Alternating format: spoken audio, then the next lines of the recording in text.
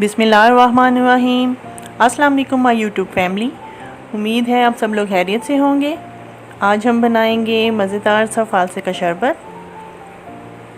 बहुत ही आसान और इजी रेसिपी है, तो चलिए बिस्मिल्लाह करते हैं।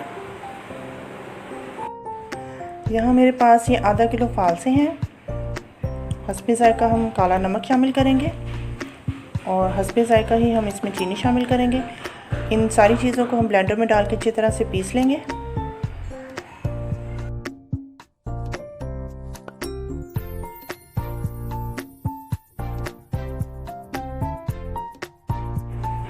ब्लेंड करने के बाद इसको स्ट्रेनर की मदद से हम छान लेंगे ताकि बीज वगैरह जो है वो निकल जाए। लेकिन इसके लिए आपने ज़्यादा बारीक सुराख वाली स्ट्रेनर इस्तेमाल नहीं करनी,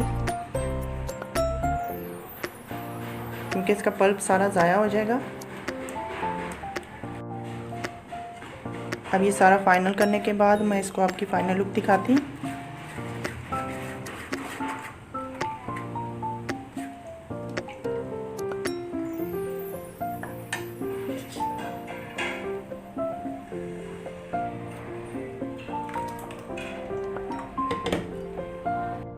तो लीजिए जनाब, फालसे का शरबत हमारा बिल्कुल रेडी है।